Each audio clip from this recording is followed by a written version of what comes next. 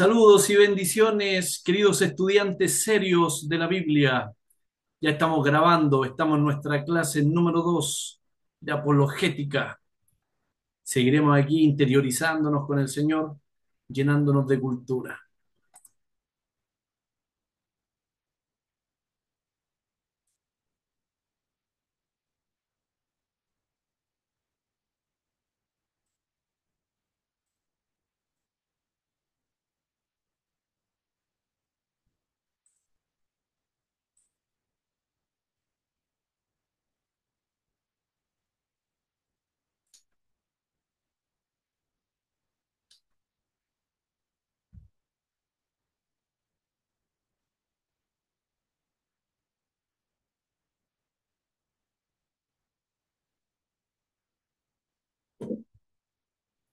Muy bien,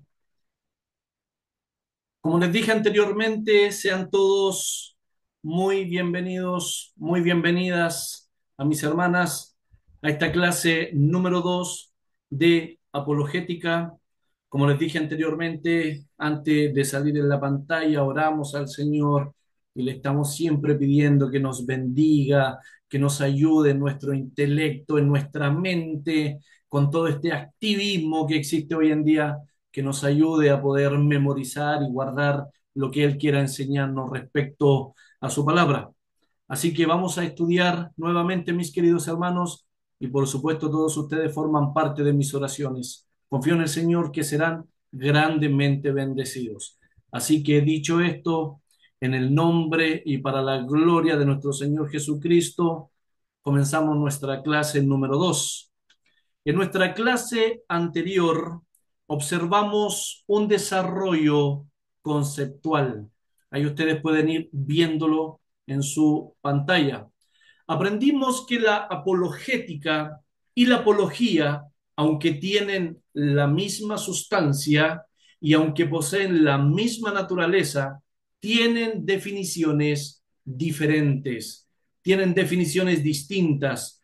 Aprendimos que la apología es el acto, es la acción de defender la fe mediante palabras, de manera verbal, oralmente. Aquí no existe esa famosa frase cuando uno dice, hermano, a veces no es ni necesario predicar con palabras, a veces no es necesario predicar el evangelio con tanta palabrería. No, hermano, aquí en la apologética no te sirve el testimonio para dar fe o para dar razón de tu fe. Aquí tienes que presentar tu defensa de manera verbal. Entonces, muy importante hacer esa diferenciación. La apología es el acto de defender la fe específicamente mediante palabras. También hicimos un pequeño y un muy básico ejercicio para reforzar y memorizar, para que nos ayude un poco. Acto, defender y palabras. Así se resume la apología. Acto, defender y palabras. Y también aprendimos que la apologética es la disciplina. La apologética es la disciplina que estudia y prepara. Estudia y prepara la defensa de la fe. La apología es la acción, es el acto. La apologética es la disciplina que estudia y prepara. Entonces, la apología es el acto de defender la fe, la apologética es la disciplina que estudia y prepara para llegar a defender la fe. Es por eso que concluimos diciendo que la apologética, y esto lo concluimos en la clase anterior, la apologética es la ciencia o el arte de la apología. La apologética es la ciencia o el arte de la apología. Y en el pensamiento cristiano, desde los padres de la iglesia, como Justino Mártir y Tertuliano, hablamos de los siglos II e inicios de los siglos III, la apología era la defensa pública del cristianismo. Aquí ya estamos dando información importante. En los primeros siglos, en los primeros siglos, la apología era la defensa pública de la fe, era la defensa pública del cristianismo frente a las acusaciones de inmoralidad, frente a las supersticiones y frente a las herejías. Y nuevamente lo vuelvo a remarcar. Muchas veces escuchamos a creyentes decir la palabra herejía o tratar a ciertos predicadores o a ciertas personas de hereje. A veces escuchamos eso. Este es un hereje. Muy bien, ahí está la definición de la palabra herejía. Se traduce del griego jairesis. Jairesis. Esa es la lengua original. Y esta palabrita implica una elección personal que se aparta deliberadamente de la verdad que ha sido revelada en las sagradas escrituras, en la palabra escrita de Dios. Hay verdades que son fundamentales para nosotros. Cuando tú tienes a una persona que dice ser cristiana, enseñando algo totalmente distinto a lo que está revelado en la palabra escrita de Dios, ese es un hereje. Ese es un hereje. Muy bien. La apologética moderna también hizo lo suyo. La apologética moderna también hizo lo suyo. Ella llegó a ampliar mucho más el concepto clásico, el que todos conocían, de la defensa de la fe. Y ahí, en esta ampliación que trae la apologética moderna, ella viene incorporando de manera sistemática lo siguiente. Cuando utilizamos la palabra sistemática, estamos diciendo que viene agregando de manera ordenada y necesaria, de manera ordenada y necesaria. ¿Qué es lo que viene incluyendo o agregando la apologética moderna? Argumentos racionales, argumentos racionales, argumentos filosóficos, argumentos históricos. La apologética moderna es quien viene haciendo la inclusión de este tipo de argumentos. Y todo esto lo viene haciendo con la finalidad de mostrar, y esto es muy importante, la apologética moderna viene a mostrarnos que la fe cristiana no está fundada solo en la Biblia, sino también ella viene a mostrar y viene a exhibir que el cristianismo y la fe es intelectualmente coherente. El cristianismo y la fe es intelectualmente coherente, razonable y sustentable en la historia. Además, si ustedes quieren, ahí en Romanos capítulo 12, verso 1 y 2, el apóstol Pablo viene hablando a la iglesia y dice, os ruego por las misericordias de Dios que presentéis vuestros cuerpos en sacrificio vivo, santo, agradable a Dios, que es vuestro culto racional, racional. Entonces, ahí aparece la palabra racional, la palabra razonable, vale decir lo que está alineado al intelecto. Ahora, en la Biblia, ¿qué significa la palabra racional? Viene de la palabra griega lógicos, desde donde viene nuestra palabra castellana lógico, lógica. Entonces, es muy importante que entendamos que nuestro Dios es un Dios racional, es un Dios de lógica. Y por supuesto que también la apologética moderna va incluyendo otros argumentos, argumentos tales como argumentos morales, argumentos cosmológicos y argumentos evidenciales y argumentos evidenciales. Ahora, si les ayuda una pequeña y muy básica ilustración, imagine que la fe es un castillo, las murallas vienen a representar la defensa. Entonces ahí está la apología, el acto de defender la fe con palabras. Las torres de vigilancia vienen a representar ¿qué cosa? La apologética. Entonces, las torres de vigilancia representan la capacidad de observar y razonar para explicar la fe a otros. Y esto es lo que vendría siendo la apologética.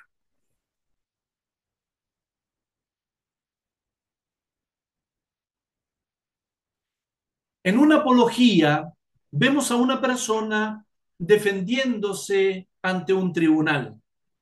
¿Y cómo se defiende esta persona? Explicando por qué actuó como lo hizo. En cambio, la apologética es la preparación previa para esa defensa. La apologética es el estudio. La apologética es el conocimiento de las normas. La apologética es la construcción de argumentos que permiten defenderse de una manera racional y adecuada. Ahora, les doy un ejemplo. En la narrativa de los hechos, por ejemplo, en el capítulo 22, como usted lo puede ver ahí, el apóstol Pablo presenta su apología. El apóstol Pablo presenta su apología al defenderse ante el pueblo. ¿Y cómo se defiende? Explicando. El apóstol Pablo se defiende explicando su conversión, explicando su misión y también explicando toda esa capacidad de responder está apoyada en esa apologética previa, en la apologética previa. ¿Y cuál es la apologética previa? Su formación en la ley. Esa es su apologética previa, su formación en la ley. Y eso usted lo encuentra en Hechos, capítulo 22, verso 3. Y el apóstol Pablo se apoya en su conocimiento del mensaje cristiano. Entonces, para poder resumir lo que es apología y apologética, si lo parafraseamos, la apología es la defensa puntual ante una acusación. La apología es la defensa puntual ante una acusación y la apologética es la preparación intelectual y argumentativa para poder defender la fe correctamente. Pero diciéndolo de una manera muy básica, la apología es la acción donde tú te defiendes con palabras. La apologética es esa preparación, es la disciplina, cuando tú comienzas a investigar, etcétera, etcétera, etcétera. Esa es la diferencia entre apología y apologética. Y ya para ir sintetizando y resumiendo este concepto y esta definición, la raíz griega de la palabra apología significa defensa verbal.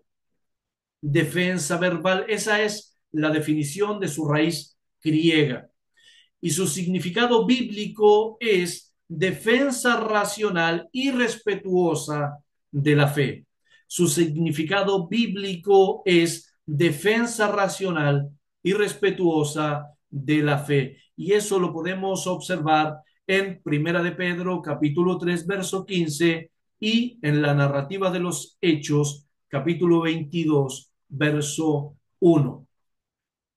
Y para que no se nos olvide entonces la diferencia entre apología y apologética, la apología es el acto de defensa y la apologética es la disciplina que prepara esa defensa.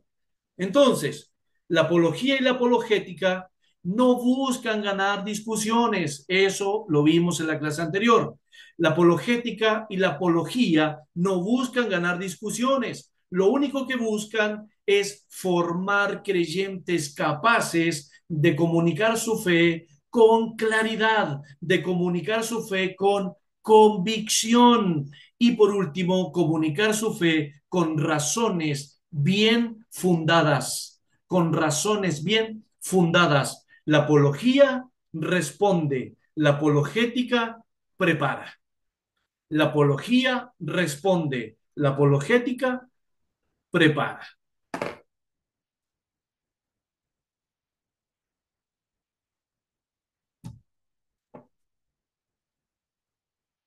Y cuando nos introducimos en el contexto cristiano, cuando nos introducimos en el contexto cristiano, la apologética lo único que busca es defender la fe, pero de una manera razonada, de una manera inteligente.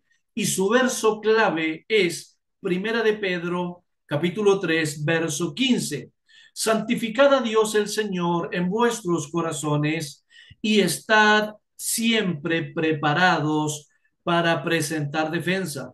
y estad siempre preparados para presentar defensa con mansedumbre y reverencia ante todo el que os demande razón de la esperanza que hay en vosotros. Entonces, este verso del apóstol Pedro, primera epístola universal del apóstol Pedro, está estableciendo la obligación no de unos pocos, sino de todos los creyentes. Está estableciendo la obligación de todos los creyentes, dice el apóstol Pedro, todos deben estar preparados para defender su fe. ¿Y cómo deben defender su fe? Con respeto y humildad. Con respeto y humildad. También debemos saber que el propósito de la apologética es doble. El propósito de la apologética es doble. Número uno, tiene un propósito defensivo y número dos, tiene un propósito ofensivo. El propósito defensivo responde a las objeciones y responde a las dudas sobre la fe. Y el propósito ofensivo proclama y explica la fe de manera clara y convincente. Lo repito nuevamente, esto nos ayuda a memorizar. El método defensivo responde a las objeciones contra la fe. El método defensivo responde. El método ofensivo proclama y explica la verdad del Evangelio. Uno recibe y responde. El otro ataca, explica y proclama. Les comparto una ilustración que nos ayude aún más. Un médico cumple dos tareas distintas, igual que la apologética. Tiene un propósito doble, ofensivo, defensivo. Entonces, esta es una ilustración que nos ayude.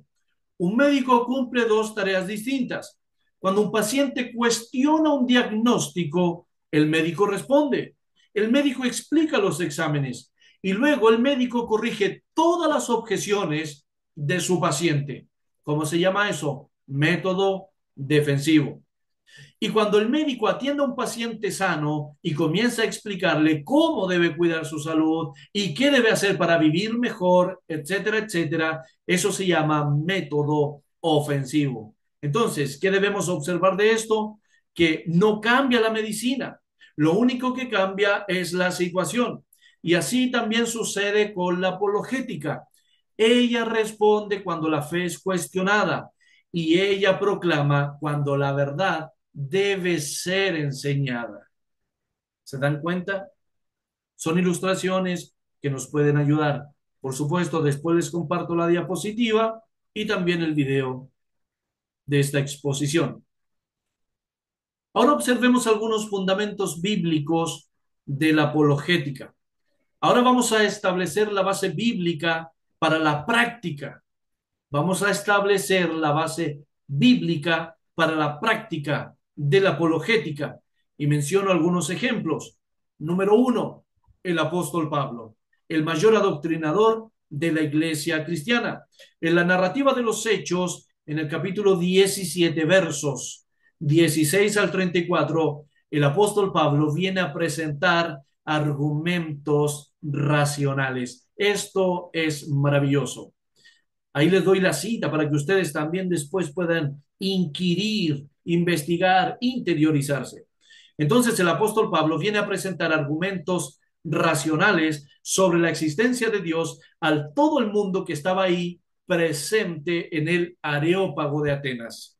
La palabra Areópagos que ustedes encuentran ahí en el libro de los Hechos significa el monte de Ares, el monte de Ares. Imagínense, ahí estaba metido el apóstol Pablo, en medio de todos los filósofos griegos. El apóstol Pablo en el Areópago, en el monte de Ares, estaba presentando argumentos racionales sobre la existencia de Dios. Y los cristianos de hoy en día se creen mejor que el apóstol Pablo, hermanos queridos. ¿Cómo está esa? ¿Ah?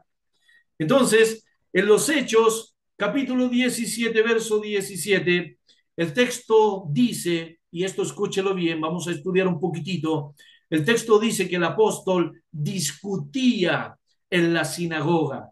discutía en la plaza con los judíos y discutía con hombres piadosos. Estos hombres piadosos que presenta la Biblia eran hombres devotos, eran hombres que en verdad tenían pasión por lo que creían. Y la pluma de Lucas en los Hechos nos cuenta sobre estas tres categorías de hombres que se enfrentan con el apóstol Pablo.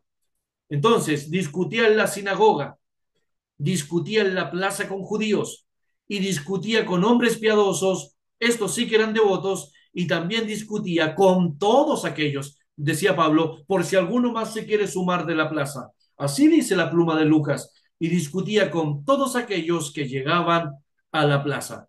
Ahora, ¿por qué he mencionado tantas veces la palabra discutía? Porque así aparece en nuestra Reina Valera, discutía. Entonces, este término hay que estudiarlo. Se traduce de la palabra griega dialegomai. Ahí está en su pantalla. Dialegomai. De ahí viene nuestra palabrita castellana, diálogo. Diálogo. Entonces, este término dialegomai significa pensar dentro de uno mismo.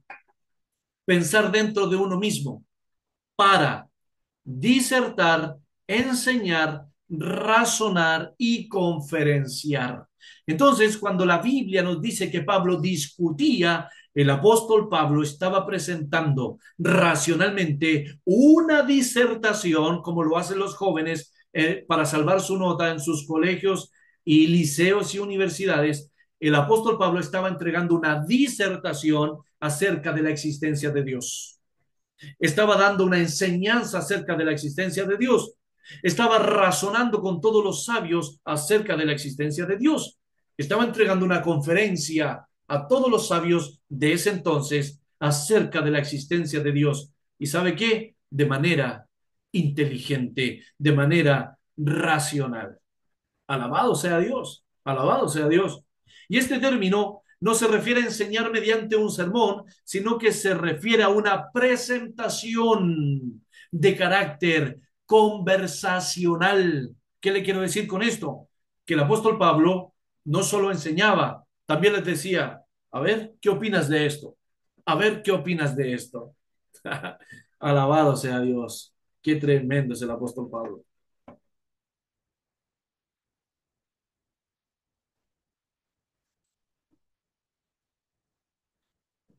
El apóstol Pablo utiliza el altar al Dios no conocido como punto de partida para introducir el Evangelio y lo hace mostrando relevancia cultural y respeto por toda su audiencia, perdón.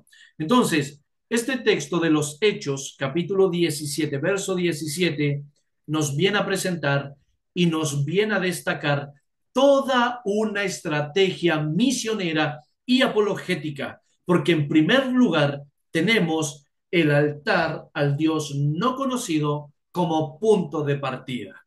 Entonces, nosotros sabemos que en Atenas había muchos altares, eran politeístas, eso nosotros lo sabemos. Entonces, había muchos altares dedicados a sus dioses.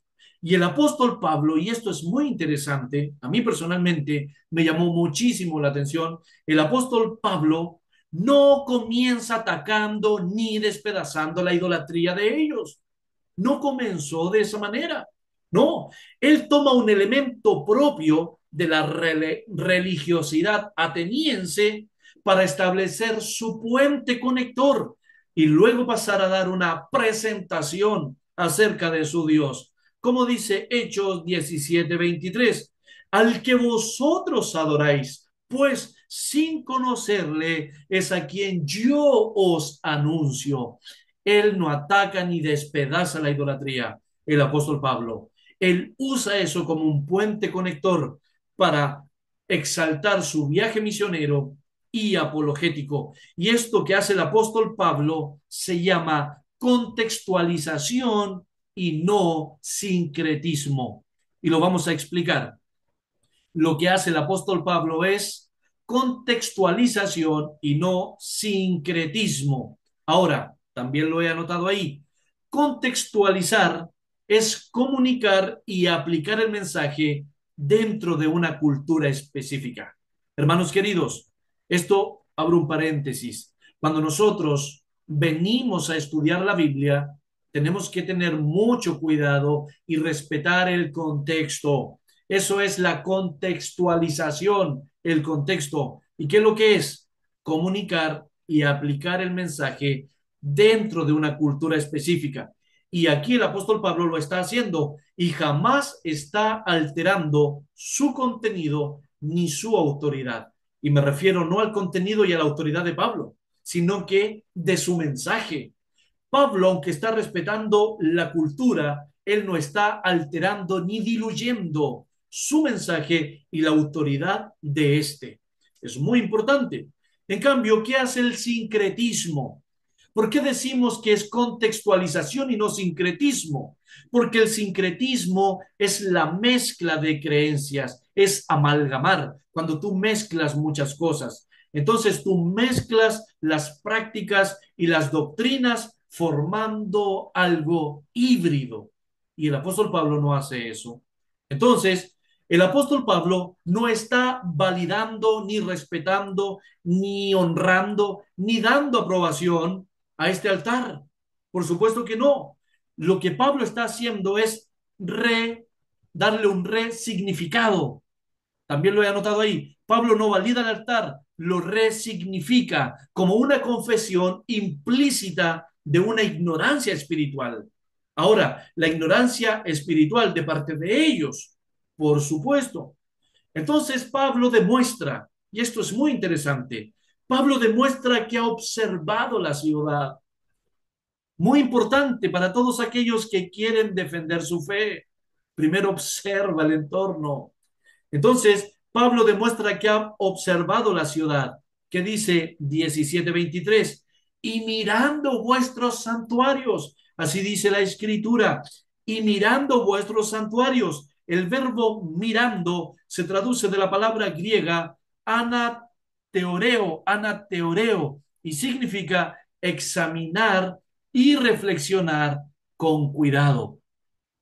Entonces el apóstol Pablo examinó y reflexionó con mucha precaución sobre su entorno, donde él se encontraba parado. Es muy importante. Anateoreo es la palabra griega, examinar y reflexionar con cuidado. Entonces podemos ver que el apóstol Pablo conoce su cosmovisión, conoce su lenguaje y además reconoce todas las categorías filosóficas. Hermanos queridos, si queremos defender nuestra fe, tenemos que prepararnos. Es muy importante abordar estos contenidos. De hecho, más adelante, el apóstol Pablo, aunque ustedes no lo crean, viene a citar poetas griegos. Esto es interesantísimo. El apóstol Pablo viene a citar poetas griegos. Hechos capítulo 17, verso 28, porque en él vivimos y nos movemos y somos como algunos de vuestros propios poetas también han dicho. Entonces, cuando nosotros leemos esas palabras en la Biblia, Pablo está citando a poetas griegos. Y aquí en este texto que les acabo de leer, en Hechos 17:28, Pablo está citando a Epiménides de Creta del siglo VI antes de Cristo. Y este poeta no está hablando de Dios, está hablando de Zeus. Este poeta está hablando de Zeus, pero el apóstol Pablo no está adoptando ni abrazando la teología pagana de los griegos, sino que él toma esta afirmación, que es una afirmación verdadera, porque la criatura depende del creador, ¿cierto? Pero él la redirige al Dios de la Biblia, al Dios de la Biblia. Entonces, eso es lo que hace el Espíritu Santo de Dios por medio del apóstol Pablo. Es muy importante. Luego, en el capítulo 17, verso 28, también Pablo añade, porque linaje suyo somos. Y ahí está citando a otro poeta griego, está citando a Arato de Cilicia. Arato de Cilicia, siglo tercero antes de Cristo.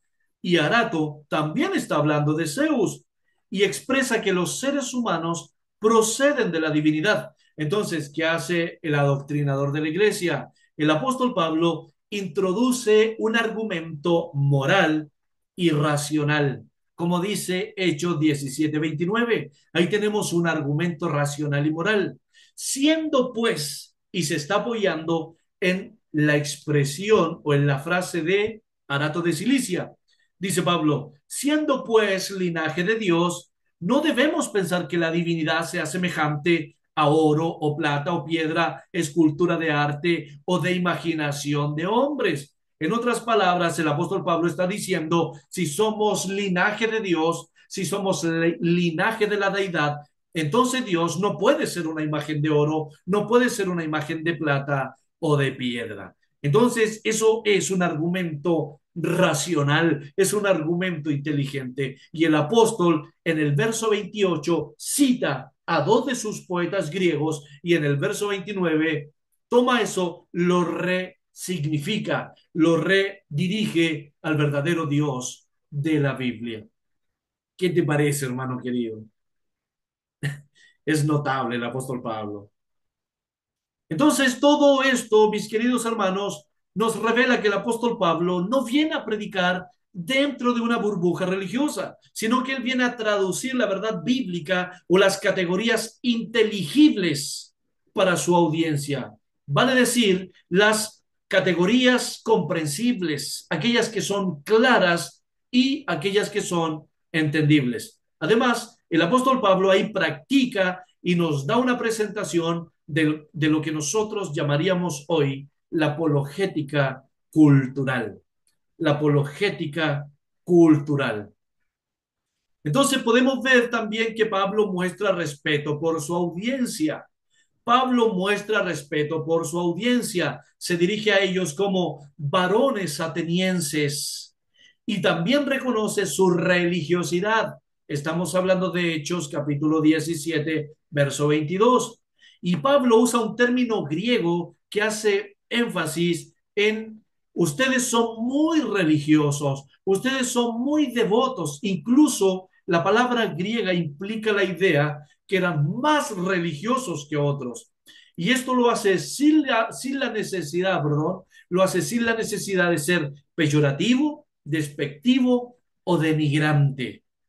El apóstol Pablo, hermanos queridos, era experto en la apologética.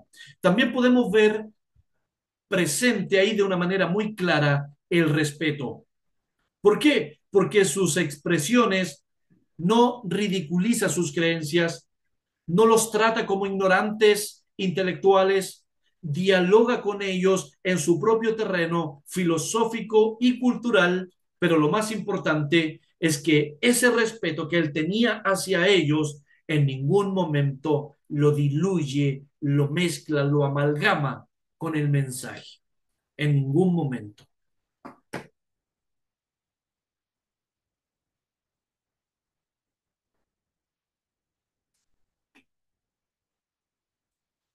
También es increíble cómo el apóstol Pablo va introduciendo progresivamente el Evangelio. Y desde ese punto de contacto, el apóstol Pablo va avanzando de manera lógica. Dios es creador y Señor. ¿Por qué? Porque hace una presentación con una teología natural. Dios es trascendente. No puede ser contenido en templos hechos por hombres. El ser humano es responsable ante él. Dios llama al arrepentimiento. Esta es la conferencia del apóstol Pablo. Dios ha establecido un juicio mediante un hombre resucitado. En esas palabras nos habla de escatología y de cristología, porque ese juicio es en el último tiempo que Dios ha determinado y ese hombre resucitado es Cristo. Entonces, el apóstol Pablo hace una teología natural, una presentación, una disertación donde él los deja a todos pensando, a todos los sabios. Luego el apóstol Pablo demuestra que el clímax no es la filosofía, el clímax de su mensaje es la resurrección. Notable, una vez que el apóstol toma a estos sabios, eleva aún más sus mentes, después le dice, oye, y el clímax no es la filosofía, el clímax es su resurrección. Entonces, es una resurrección que viene a provocar en ese entonces, en el Areópago, una tremenda división. El apóstol Pablo formó una división porque para algunos fue objeto de burla, pero en otros causó interés, en otros causó fe. Oye, háblanos más de esto. Y el principio apologético clave aquí se nos exhibe de esta manera. La apologética bíblica comienza donde está la audiencia, pero termina donde está Cristo.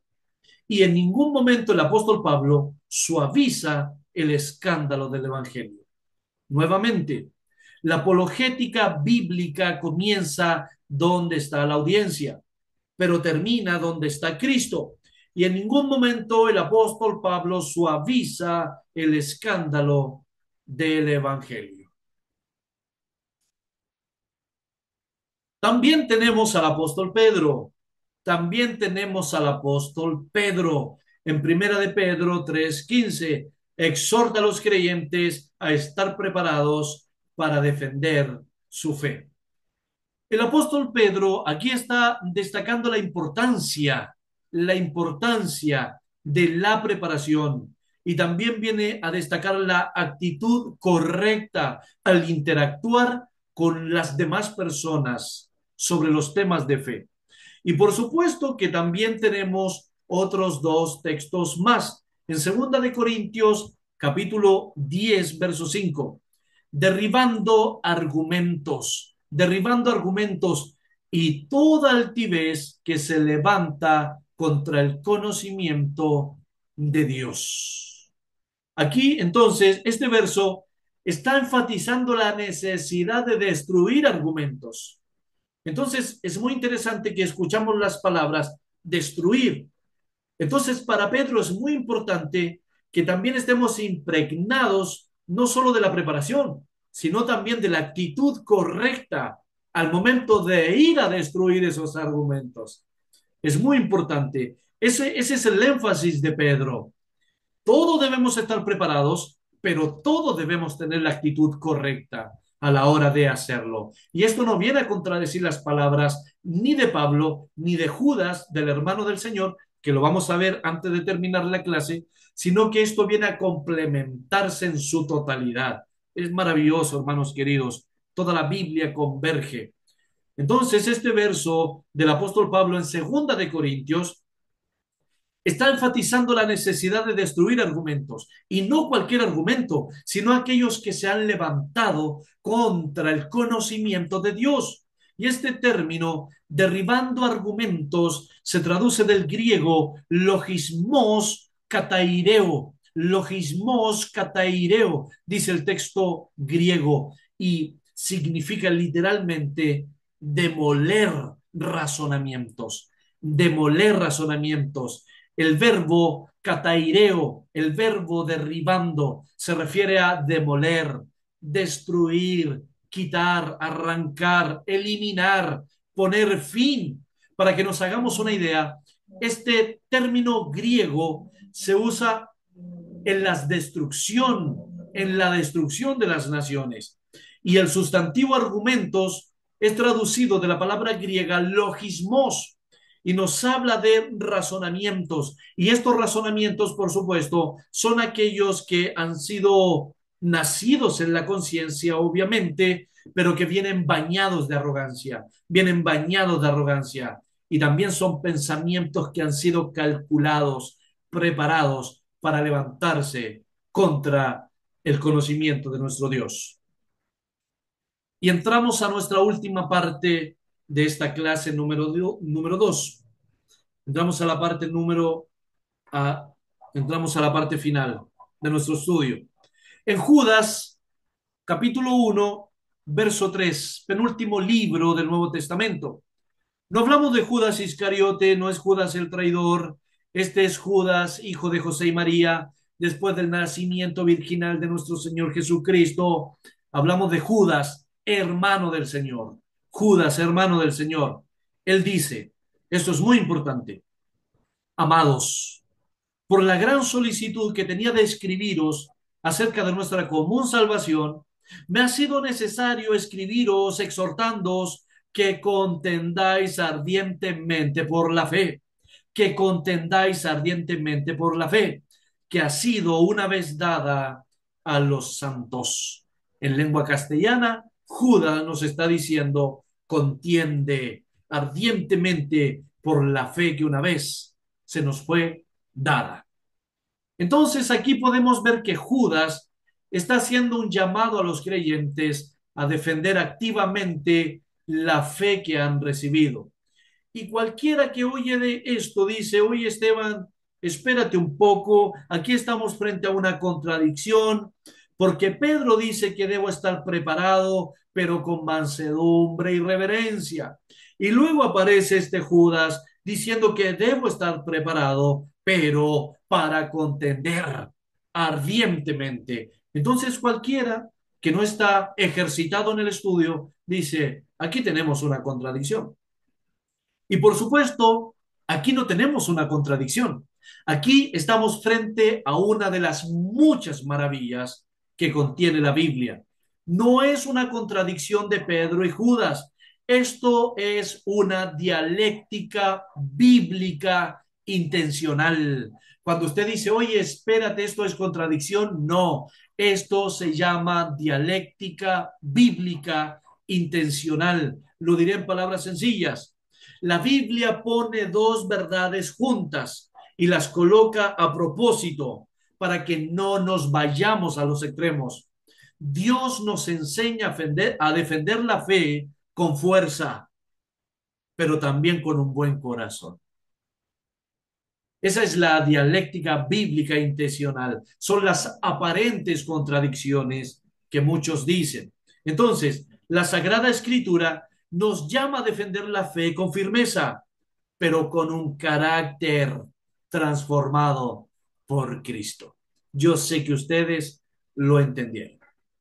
Así que vamos a profundizar un poquitito antes de cerrar nuestra clase. Vamos a profundizar un poco sobre esto y veremos que no hay nada contradictorio, absolutamente nada. Si observamos los dos textos, Pedro y Judas, es una formulación exacta. Primera de Pedro 3:15. Estad siempre preparados para presentar defensa con mansedumbre y reverencia. Lo que el apóstol Pedro aquí está haciendo es enfatizar el modo de la defensa. El apóstol Pedro está enfatizando en el modo de la defensa. Y ahora observamos Judas 1:3. Dice que contendáis ardientemente por la fe que nos ha sido dada. Entonces, Judas está enfatizando la urgencia y la intensidad de la defensa. La urgencia y la intensidad de la defensa. Pero aquí todavía hay algo que es muy importante. El término mansedumbre que usa Pedro no es sinónimo de debilidad, es todo lo contrario. Se refiere a una fuerza bajo control. El apóstol Pedro, cuando dice de manera mansedumbre, se refiere a una fuerza ejercida bajo control. Es como un caballo que ha sido domado. Muy bien. De hecho, nuestro Señor Jesucristo se describe de esta manera en Mateo 11:29. ¿Por qué? Porque este término mansedumbre implica autocontrol y no pasividad. Esta mansedumbre es aquella que se opone al orgullo, pero jamás se opone a las convicciones. Se opone al orgullo y no a las convicciones. El apóstol Pedro no dice defiendan poco, no, él dice defiendan bien. Alabado sea Dios. Y cuando Judas habla de contender ardientemente, Judas está utilizando un lenguaje atlético y militar. Judas se refiere a una lucha intensa, habla de una defensa que es activa, la cual pone resistencia frente al error, específicamente frente al error. Entonces, el contexto de Judas es un entorno de herejía interna. Judas está escribiendo a gente que está impregnada de herejía interna y no, Judas no está hablando con un diálogo evangelístico. Entonces, ¿dónde está la clave para el equilibrio en el contexto y en el objeto. En el contexto y el objeto se debe mirar el texto, se debe mirar el contexto y debemos mirar el enfoque. Entonces, esto nos enseña que no debemos responder igual a todas las personas. No podemos responder igual ni de la misma manera a todas las personas, sino que debemos responder de acorde a la situación, de acorde a la situación. En el contexto de Pedro hay una hostilidad externa. En Pedro hay gente que es incrédula y por eso él adopta una actitud de defensor. En Judas tenemos a los falsos maestros que están dentro de la comunidad. Es por eso que urgentemente debes defender la fe. Entonces, ambos no están respondiendo a la misma situación. Por eso es que Pedro ni Judas están ordenando lo mismo. Ellos están escribiendo a una audiencia distinta. Pedro escribe a un tipo de audiencia, Judas escribe a otro tipo de audiencia. Entonces, debemos abrazar este principio teológico unificador. La verdad se defiende con firmeza, pero nunca con la carne. La verdad se defiende con firmeza, pero nunca con la carne. Judas regula el grado de compromiso y Pedro regula el carácter de la persona que va a defender. Judas regula el grado de compromiso y Pedro regula el carácter del apologista. La Biblia nunca jamás en ninguna de sus páginas, mis queridos hermanos, nos autoriza a la agresividad carnal. Jamás nos da permiso para la soberbia intelectual y tampoco nos ha enseñado que el silencio cómplice no tendrá consecuencias. La Biblia nos dice que todas estas actitudes serán castigadas por el Señor. Por eso es muy importante que entendamos el contexto. Y en nuestro ejemplo supremo, en nuestro ejemplo supremo de apología, tenemos a nuestro Señor Jesucristo. Él encarnó ambos mandamientos, lo que dijo Pedro y lo que dijo Judas. Por eso ellos enseñaron de esta manera. En Juan capítulo 3, verso 3, vemos que nuestro Señor se mostró manso con Nicodemo. En Mateo 23, 13, fue confrontacional con los fariseos. En Lucas 23:9 se mostró silencioso ante Herodes. En Juan capítulo 18, verso 36, respondió contundentemente ante Pilato. Y nosotros podemos ver que es el mismo Señor Jesucristo, es la misma persona en diferentes situaciones y en diferentes tonos, pero la verdad sigue siendo la misma. La verdad es una sola, la verdad no se tranza, no se mezcla, no se amalgama. Cristo trató a cada persona como cada persona merecía y necesitaba ser tratada. Ahora sí, y para terminar, les dejo una regla práctica, pastoral y apologética para que ustedes también lo puedan aprender y enseñar. La mansedumbre gobierna el corazón.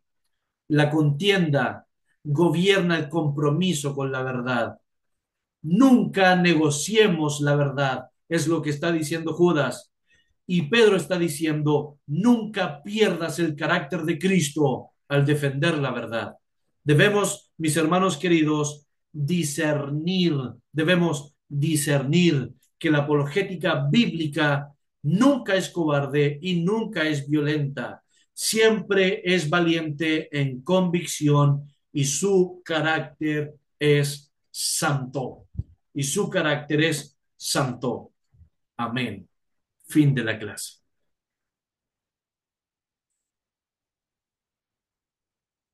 Muy bien, Dios les bendiga. No sé si alguien quiere dar gracias al Señor.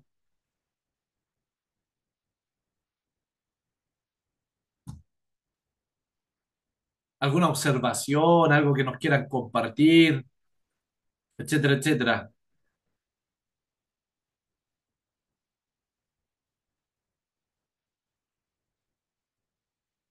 Son tímidos los estudiantes. Ya, pero está bien. Se entiende, se entiende. Ya mis hermanos queridos, les he compartido la clase número 2 de apologética. Vamos a terminar nuestra grabación, no se preocupen, los entiendo, es normal, todos pasamos por eso. Yo todavía sigo siendo estudiante, así que no hay problema con eso. Voy a detener la grabación para que oremos a nuestro Dios y nos despidamos.